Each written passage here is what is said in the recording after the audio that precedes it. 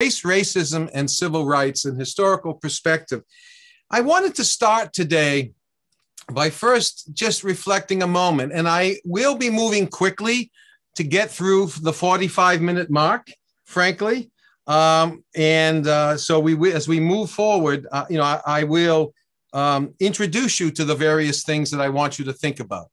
But let me start nonetheless on some personal reflections. I came to the study of the history of race and racism, and the history of civil rights, and the history really of human rights, because I think that we need to contextualize the civil rights struggle in the United States that has been going on for well over 200 years, really, if you will include the abolitionist movements that began in the 18th century, that we have been struggling with the civil rights of African Americans and struggling to achieve their civil rights, their full rights, and with the full meaning of human dignity well before the Civil War. And so that this is a history that is not simply the history of the past 25 years. It is the history that has defined the United States and the history of African Americans that we are celebrating in Black History Month this month is a history that must not only be celebrated and examined in February, it must be fully integrated into how we teach U.S. history. It is not an aside. It's not one of the menu items. It is part. The history of Black Americans, of African Americans, is part of the very fabric of what defines America, of what defines U.S. culture. It is woven into that culture.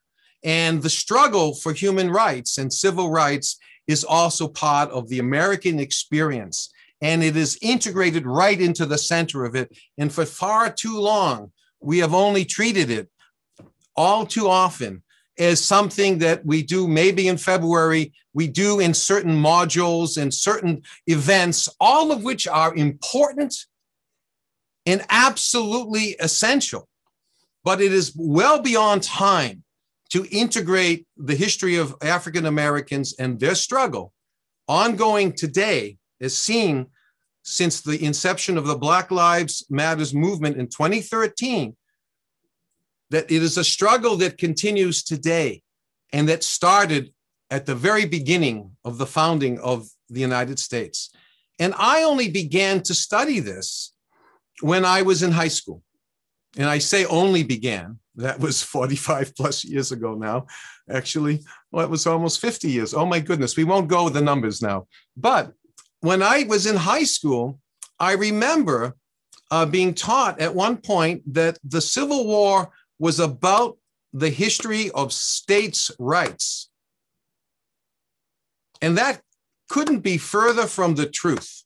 And we'll examine that as we move into today's presentation. And I essentially began to have questions that if it's about states' rights, but what about this thing, slavery? And that began my curiosity to understand what I was being told was a states' rights issue in the Civil War, yet it didn't make sense. Well, what about slavery?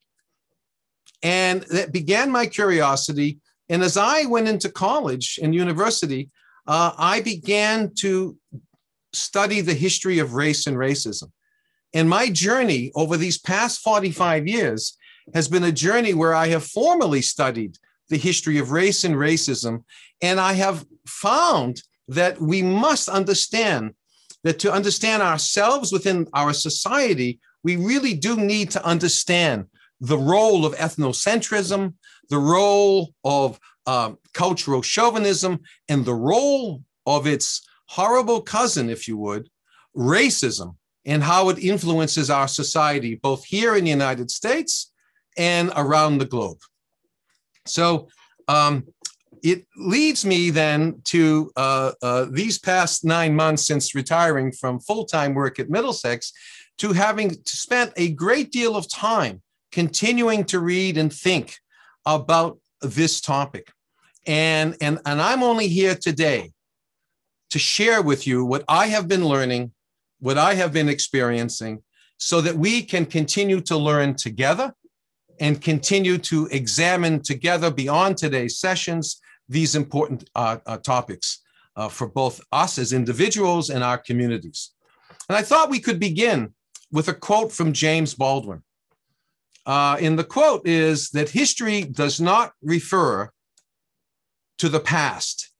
History literally is present in all that we do. And then I put a little bit underneath it, yet we must understand it is so. James Baldwin, in this essay, Unspeakable Objects, Unspeakable Crimes from 1965, really reminds us that if we don't understand the history that defines who we are beyond the textbooks, then we won't know who we are. We won't know our problems. We won't know our challenges. We won't even be able then to have a roadmap to the future in terms of resolution of our challenges and problems. In fact, it's just to give you an example, when you get into your automobiles, your cars, you drive forward, hopefully. And as you drive forward, you have the rear view mirror and the side view mirrors. You can't drive without them. You need those rear and side view mirrors to go forward. Well, if we need rear and side view mirrors in our automobiles, just think about us as a society. How can we not have rear view and side view mirrors if we're going to move forward as a society without looking at what's behind and on the side that helps define us? Might be a simplistic example, but it is, I think, nonetheless a powerful one. It's good for our cars, but not for our society in terms of the way we approach historical education. And that's a topic that we could spend a lot more time on, but that's not today's topic.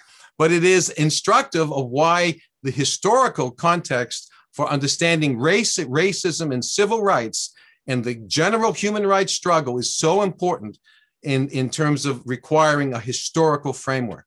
Now, if you haven't read James Baldwin, and we'll talk more about this in a moment, you really need to. And I will talk about that more in a moment. But because this is Black History Month, I wanted to also focus a little bit on the origins of Black History Month. You can't have a historian without some historical context on everything, which means we'll be here for 3 hours, call in for pizza. But nonetheless, the origins of Black History Month, just quickly, centers around Carter G. Woodson, an African-American, one of the earliest to get his PhDs from Harvard, who in 1915 helped found the Association for the Study of Negro Life and History. And through the 1920s, into the, he dies around 1950, the 1920s and 60s, through his efforts and the efforts of the Association for the Study of Negro Life and History, we see at first in 1924, the creation of a history literature and then a Negro Achievement Week. And remember, these are the words of this period. And then in 1926, the Negro History Week itself. And then by the 1960s, by the late 1960s, actually around 1966, we have the creation of the Black History Month, which by the 1970s, 75, 76, until the present, presidential proclamations have heralded and pushed forward and helped validate nationally and integrate Black History Month into our culture. So it has a history of its own. And to follow and understand it, you should know a little bit more about Carter G. Woodson. But I wanted to give you this understanding. And Carter G. Woodson's hope wasn't that it's simply going to become a celebration and festivals 1 week and then later a month. It was going to become an integrated part of our historical education. And that is still something that we strive forward to do. Just a bit about sources. You need evidence. I'm a white, I don't know if you noticed, but I'm a white man. I'm an old white man at this point, I guess, an older white man. And I do not understand from a personal vantage point, the African-American, the Black experience. There's no way I can.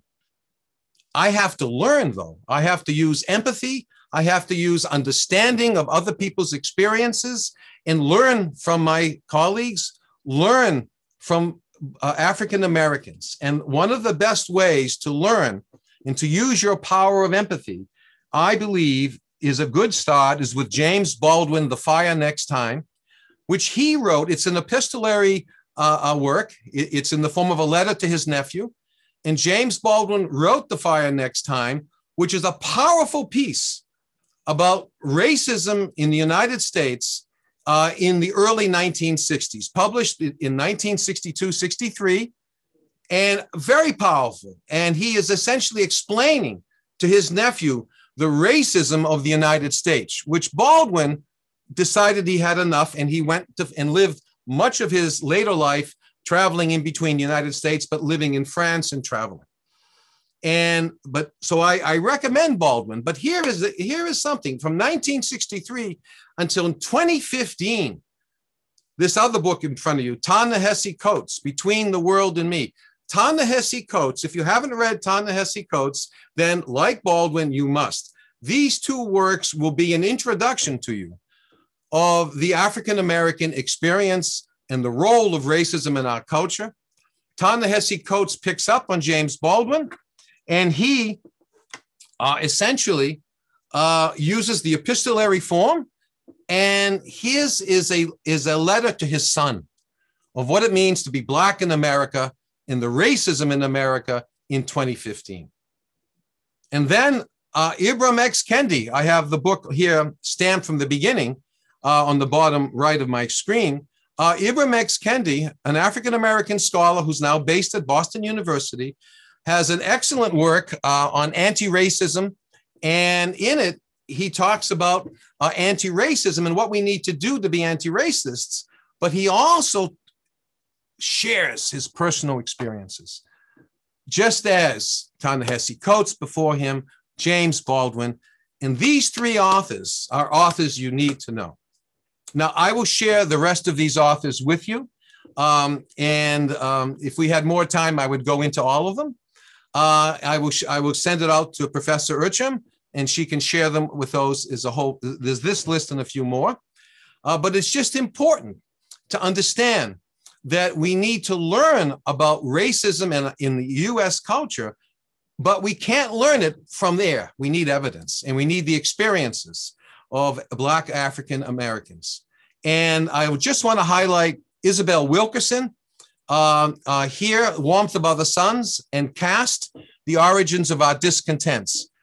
This gives us a window on the migration of African Americans from the southern states to the Midwestern and northern states from 1901 until the 1970s. And in Caste, a recent book, she really examines racism as a caste system and puts it into global context.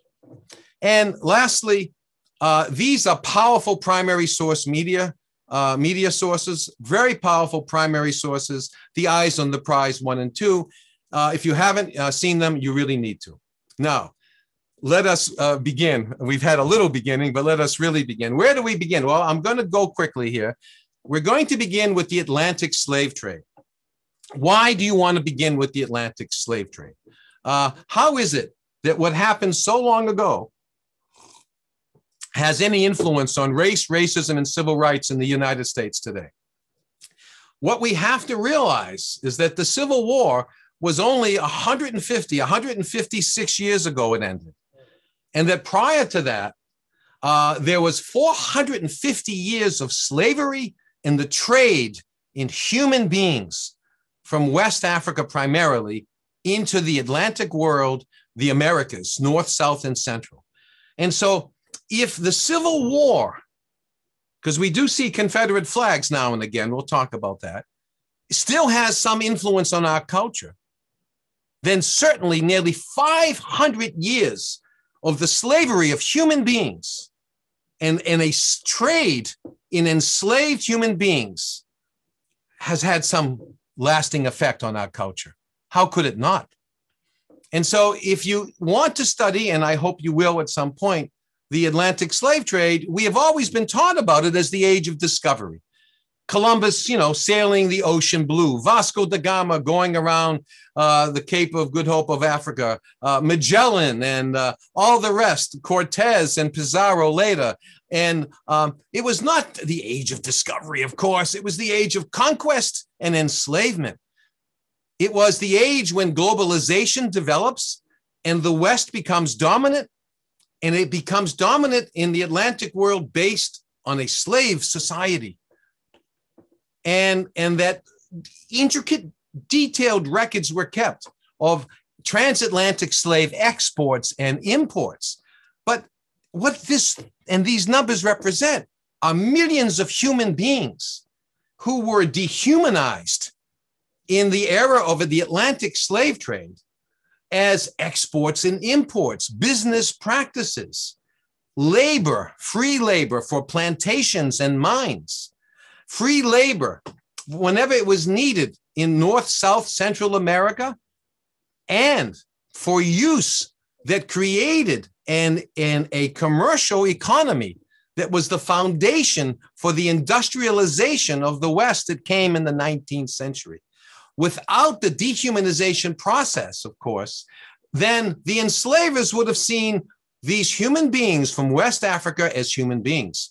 But the way the West African peoples were treated, the way they were lined up on the ships, as this slide shows you, they were lined up, layers sometimes, several layers of people lying down, chained in their own excrement, sailing over the stormy seas from seasickness to the utter horror of being stolen.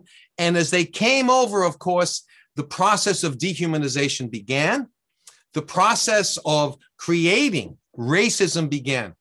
And I say creating racism because what we should understand is that as these human beings from West Africa to the tune of 10 plus million, they were treated as cargo. And when they needed to be thrown overboard because there wasn't enough food or because some had become ill and could spread disease, they were thrown overboard. It was just slavery became normal business practices. If you need to brand your slave, like you brand your animals, normal business practices in the era of the slave trade leading up into the mid-19th century, a mere 150 plus years ago.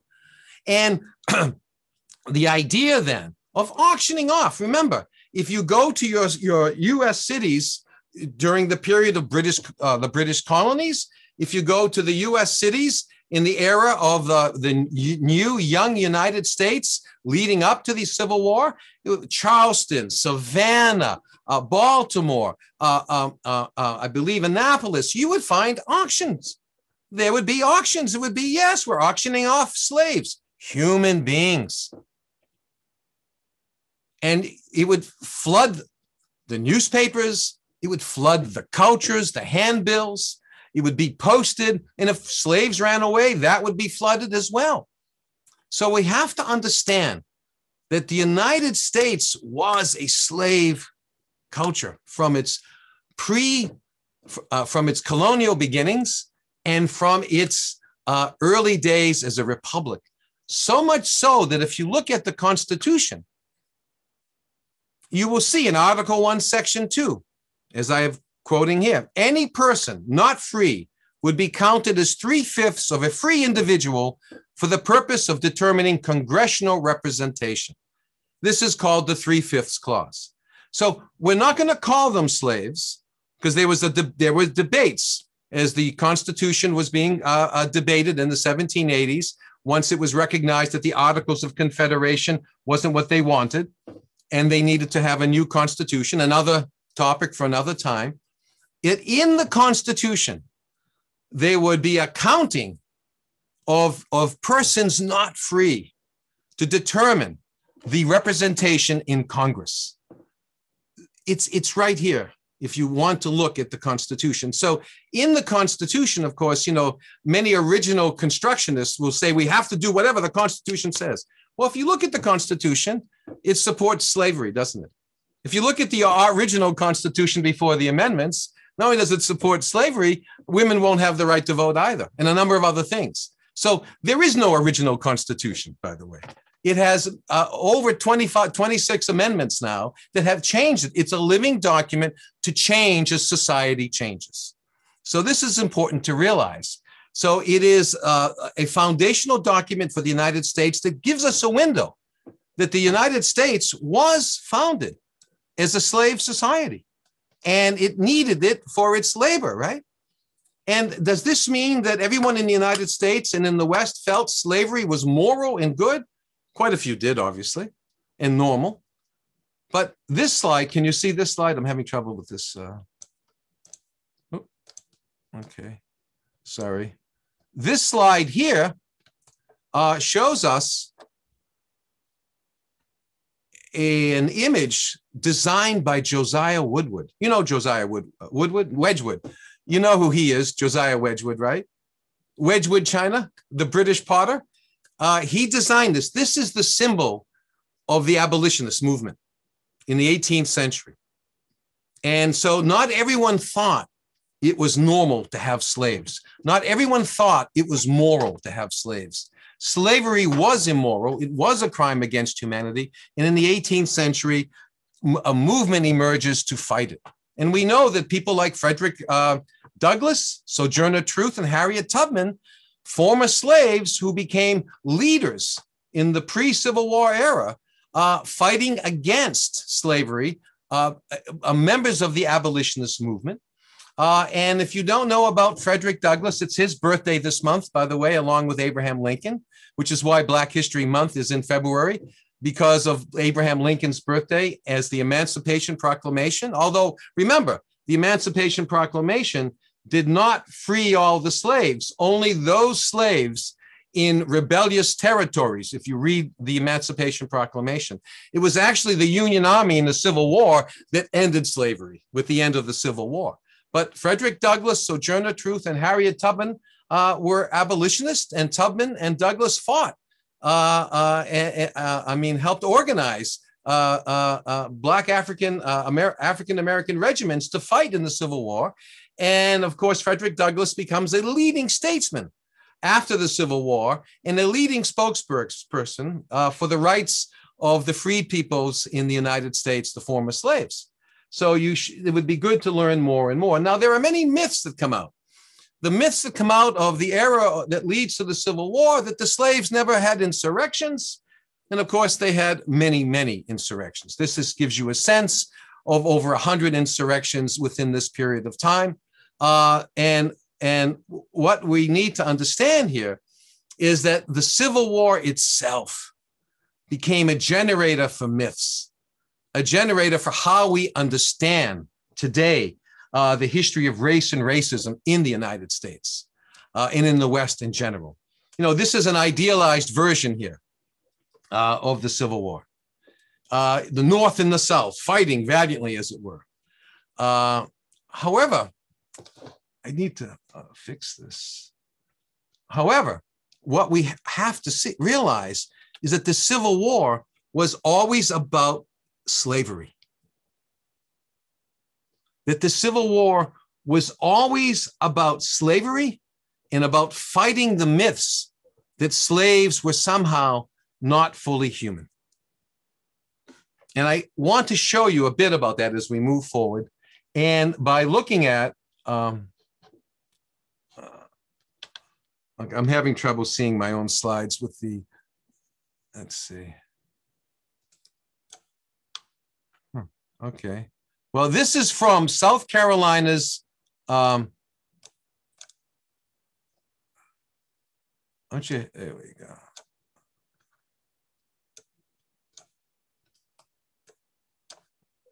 This is from South Carolina's Declaration of Succession. And I want to move quickly, but this clearly seals the deal that it was not about states' rights. It was always about slavery. And this is from the South Carolina Declaration of Succession. And I'm going to just read it quickly. Those states assume the right of deciding, meaning the northern states, the right of deciding upon the propriety of our domestic institutions and have denied the rights of property, meaning slaves, established in 15 of the states and recognized by the Constitution.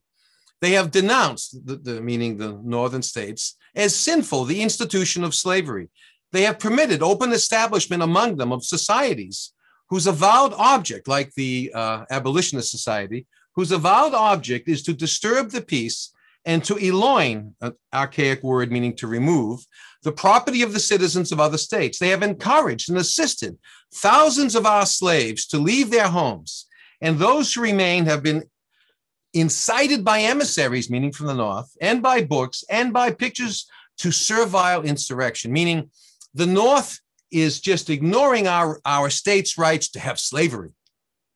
And you can see, even in the Constitution of the Confederacy, that in the Constitution of the Confederacy itself, it was saying that the citizens of each of the Confederate states shall be entitled to all the privileges and immunities of citizens in the several states, and shall have the right of transit and sojourn in any state of this Confederacy with their slaves and other property, and that the right of property in said slaves shall not be thereby impaired.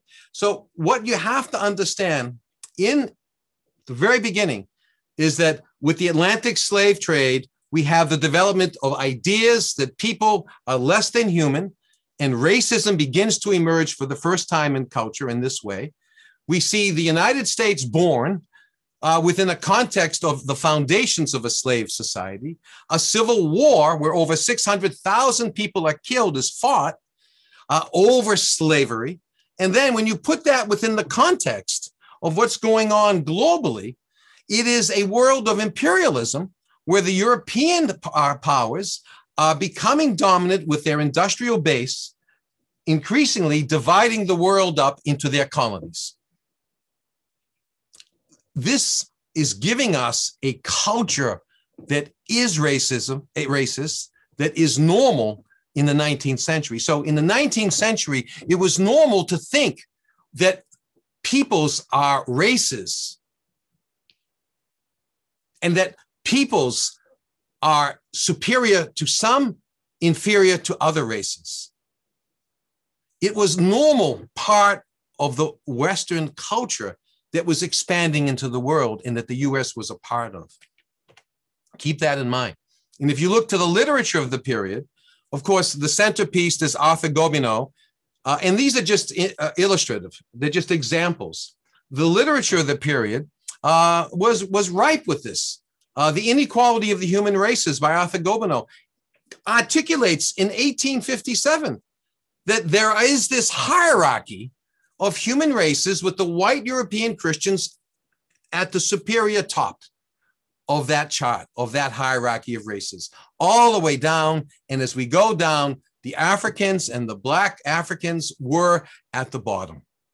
And then we see Herbert Spencer with The Evolution of Society, with social Darwinism, building on this. We see even William Graham Sumner in the United States. We see literature in the US who was saying, what do the social classes owe each other? And he said, nothing.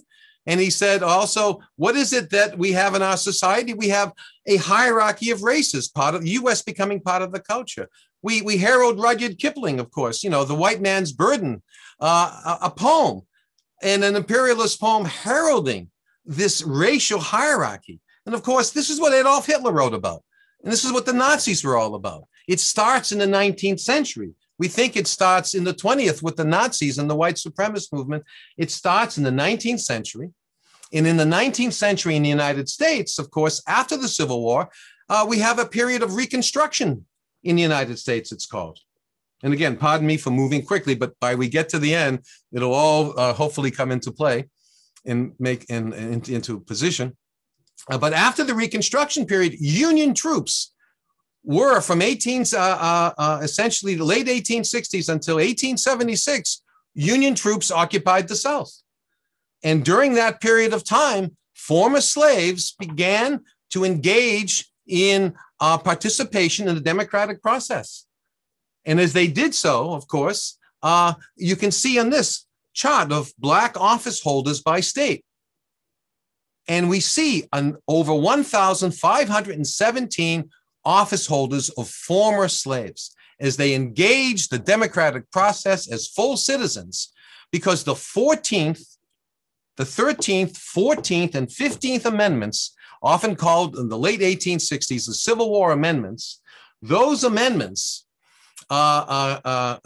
freed the slaves, guaranteed their rights as citizens, guaranteed due process and their right to vote. And we can see in terms of more positions, ambassadors, census marshals, members of the House of Representatives, senators, postmaster general, you can see the whole list. A significant number. So it looked like the change was on the horizon until 1876-77, when Reconstruction ends in the United States and Jim Crow America emerges. And this is between 1877 and 1965. This is when what is called Jim Crow America, when segregation returns and when the white Southerners and the white supremacists will reemerge and there'll be a resurgence of white supremacy in the United States. And it is during this period that it will become essentially by the late 1890s, most of those African Americans that you saw listed that had either been, that had office, were holding office, one office of another state, local, region, and serving in the US Congress, federal, those positions were lost. And there were, by the late 1990s, only 4 left, and they would soon be lost. And essentially the KKK the Ku Klux Klan will have a resurgence. The states will begin instituting voter suppression legislation in local ordinances, and will begin disenfranchising African Americans. It'll be a systematic period of terrorism, both by local and legal and extra legal means, meaning that the Ku Klux Klan, as well as local governments, sheriffs and local law enforcement, at times, and arresting people, Black Africans, African Americans, on charges of rape, on charges of being in the wrong place, addressing a white woman the wrong way, charges that usually had no basis in any truth at all, yet would create thousands and thousands of lynchings. And essentially, by 1896, you have a Supreme Court case, Plessy versus Ferguson, where the law of the land became separate but equal in the United States, that African Americans would have separate but equal facilities of all kinds, schools, restaurants, later on, theaters, transportation, railway waiting stations, whatever it was, but it was never separate but equal.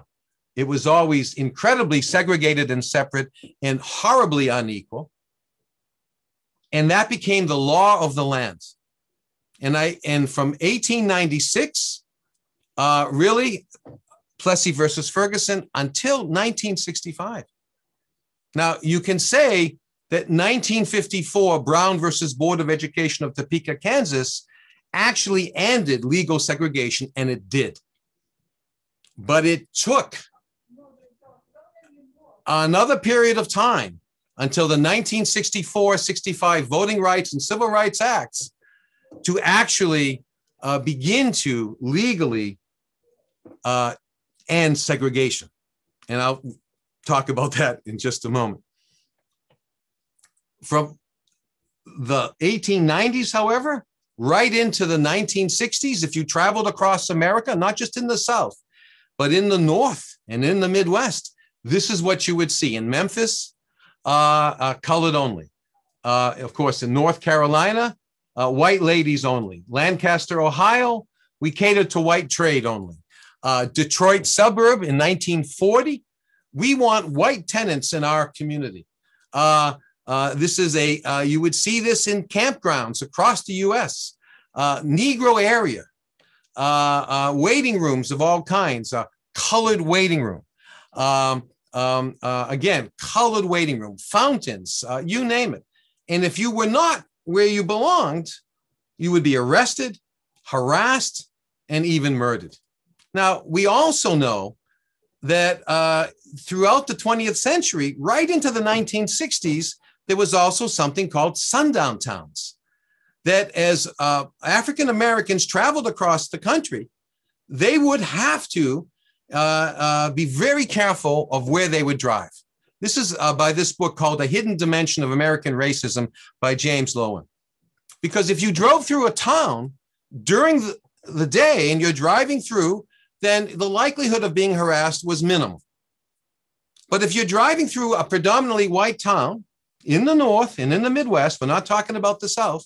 In fact, Groton, Mass was a sundown town at one point. But if you found yourself after dark, you could be arrested, you could be jailed, and even murdered. And of course, this is something that we don't teach enough about, the extent of the racism and its influence in our culture.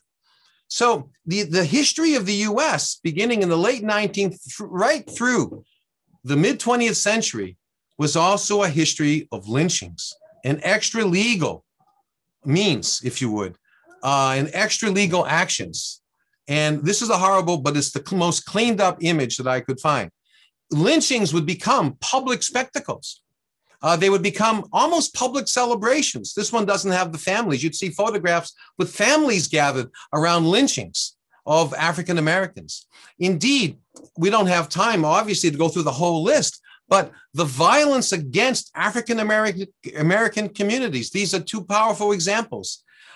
In Wilmington, North Carolina, 70 Black citizens in a coup, essentially in 1898. Remember I told you about Black office holders? Well, in Wilmington, there was essentially a coup against the Black city government officials, and 70 people were massacred. And you can see the burned out remains here with the whites with their implements, if you would, and their guns and what have you. But this is also the centennial of the Greenwood, of the Tulsa, Oklahoma massacre of 1921. In May, June, we're at the centennial, where you can see the image on the right, a whole neighborhood of 30 city blocks leveled and people just massacred because they were African American and because of issues about relevant to trumped up charges and issues that had relevance to being disenfranchised and seen as less than. But let's face it, the KKK was marching in the 1920s. The KKK has been active and neo-Nazi hate groups right into the present. And if we want to understand more, though, about the violence against African Americans, Ida B. Wells, a founder of the NAACP and an early civil rights leader, wrote a definitive study as early as 1899 on the lynching laws in Georgia, for instance. And so the NAACP, founded in 1909, was in direct response to this persecution and violence against African Americans. And remember, checking time. Oh, all right, 5 more minutes. And remember, after World War I and World War II, where there were segregated military units, African Americans came back to this society, to a segregated society. They fought for democracy, right? Woodrow Wilson's Democracy in America and what have you, fighting for democracy, the war against the Nazis and the fascists in World War II, and they still came back to a segregated society. In 1954, Brown versus the Board of Education of Topeka, Kansas is passed. The Supreme Court votes that with all deliberate speed, the U.S. must be integrated. So legally, segregation ends finally, overturning Plessy. Now, this is probably where you thought we were going to begin, with the civil rights movement. But by the time we get to the civil rights movement with the Reverend Dr. Martin Luther King Jr. and an entire movement led by African-American Baptist ministers in southern cities that began to struggle and boycott against white supremacy and segregation, By the time we get to the 50s and 60s, we have had 100+ years of first slavery and then persecution, disenfranchisement, murder, and mass terror. And so the 50s and 60s are built on the frustration of that era. And so when we have the Voting and Civil Rights Acts of 1963 and 64 and 65, it's, as you can see pictured here, it seems a new era is upon us. Yet white supremacy and racism was such a part of the culture and fabric of our society that here we are in the 1970s. This is Boston with the busing crisis. No matter where you go on the busing situation, busing was about integrating our schools. And this picture has a history of its own, but I don't have time to get into it. This is at City Hall Plaza, where there were civil rights anti-busing protests going on. This Black attorney actually stumbled. But on the left here, you have a fellow charging with the flag, anti-busing. And this is the violence that we even see in our protests. Of course, we still see it today. Remember, we are seeing the flag of the Confederacy, the flag that is being heralded everywhere, a flag that is essentially the flag of racism. It's not the flag of Southern heritage. It's not the flag of, grits and fried chicken. You want Southern heritage, go have your grits and fried chicken. They're quite good. However, even this picture I took, I wasn't driving, as you can see it, there's a Confederate flag in this truck driving through Lowell, Mass. And of course, I wanted to say that if I could talk to the fellow, which I would not talk to the fellow, but I wanted to tell him, you do realize the Union won the Civil War, where, that flag is the Confederate rebels. That flag is the flag of open insurrection and open rebellion against the Union. But yet, from the 1890s, and I just need like 5 or 6 more minutes, that flag of the Confederacy and the Confederate monuments strewn about the country doesn't begin to reappear until the 1890s and until the early first 2 decades of the 20th century. That's when the white supremacist movement begins to pick up steam in the South. And the memorials that we see essentially placed throughout many Southern states to Robert E. Lee. This is New Orleans. It came down in 2017. Silent Sam, a Confederate soldier memorial at the University of North Carolina. You can see 1884, 1913. This came down in 2018. This is Stone Mountain in Georgia. This is the largest Confederate memorial. This one is Jefferson Davis, the president of the Confederacy, Robert E. Lee, and Stonewall Jackson. This is a mountain in Georgia. It's 400 feet above ground, 76 feet by 158 feet, and it's recessed 42 feet. And this was the site where the KKK would often have their rallies, and it's still there as a memorial to the Confederacy. And we see others, the Robert E. Lee statue in Charlottesville, 1917. And of course, it was in Charlottesville where the neo-Nazi white supremacist movement, where the young woman was murdered, and where the controversy over former President Trump saying, oh, there's bad people and good people on both sides. Neo-Nazis, I'm sorry, and white supremacists are not good people. They want nothing but bad for you and horror for you if you don't conform to who they are. And we see, of course, the Confederate flag, the Nazi flag. And what we have to come to terms with in this country is that the Confederate flag is the same as the Nazi flag. It represents racism, white supremacy. And that's what the Nazis represented in the fascists. That's what my father went to war to fight against in the 1940s when he went to the Second World War. That's what the United States went to fight. And yet now, people who don't know their history don't understand the racism that that flag represents. So much so that in the insurrection of January 6th, for the first time ever, the Confederate flag was on the steps of the Capitol and in the halls of the Capitol. So what we need to understand is to contextualize the history and the development of racism and white supremacy within the ideologies of hatred that begin in the 19th century, come to fruition with the Nazis and fascists and the death camps, and continued into the United States in the 50s. When the civil rights movement emerges with the Reverend Dr. Martin Luther King leading it, the response from white America was brutal. So we have images, of course, of dogs and fire hoses and churches being blown up in Montgomery, Alabama, that were essentially young children being murdered, and where lynchings became all too often commonplace. And even when we see the success in 1955-56 with the Reverend Dr. Martin Luther King's movement with the Montgomery bus boycott, what we have to realize, that was a year-long struggle. People didn't understand, many in white America. Well, why are they fighting so much, struggling? Can't they be content with what they have and know their place?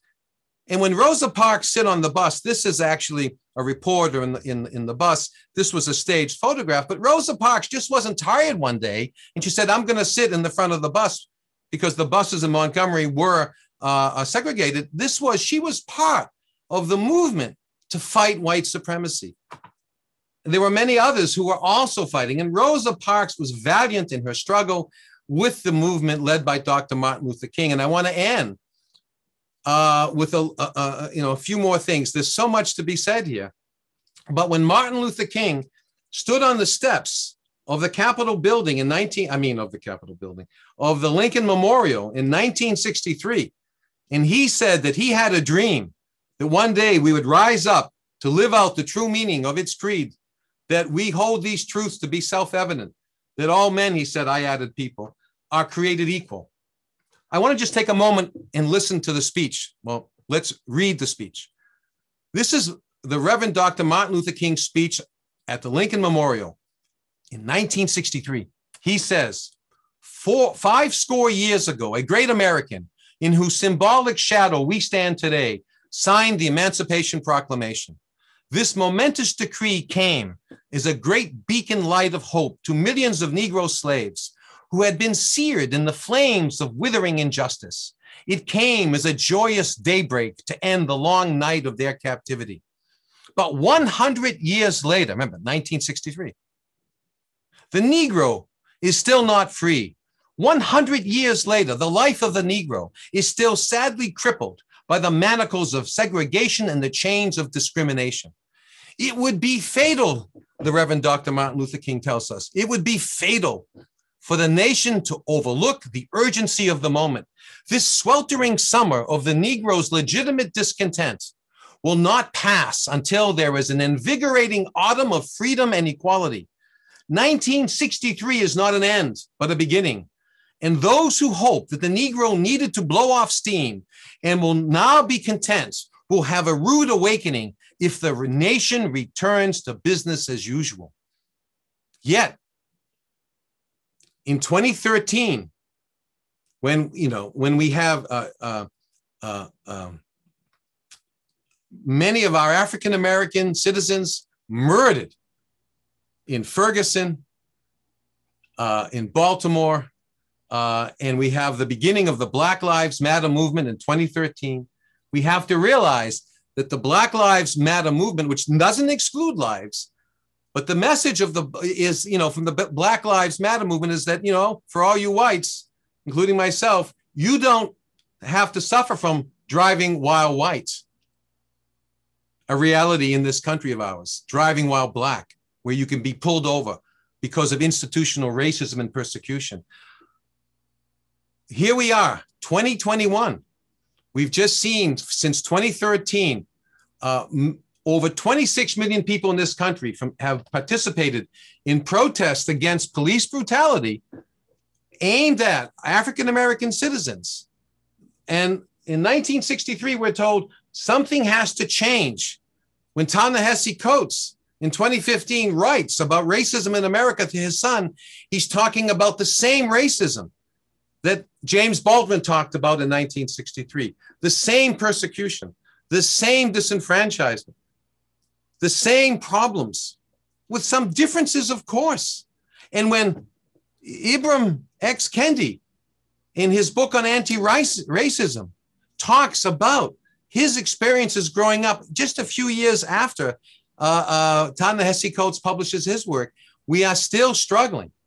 So what we have to realize is that it is so important that after 400 years of slavery, 450 years, 156 years since the Civil War, 55 years since the Civil Rights Movement got its steam going in the 60s, that something has to happen to change the direction the country is on.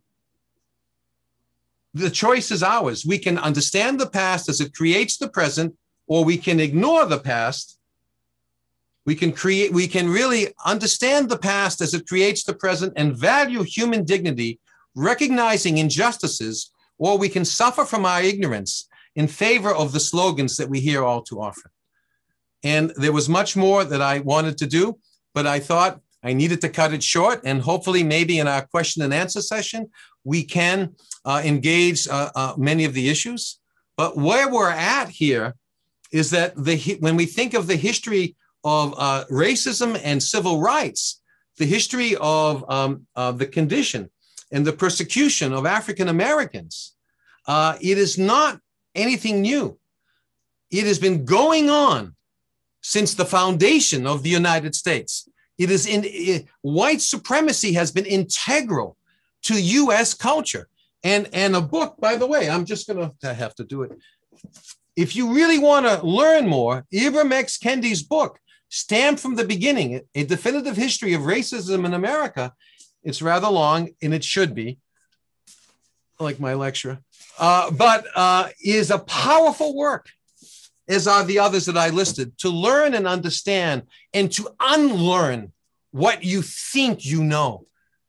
My intention today was to make no one feel comfortable.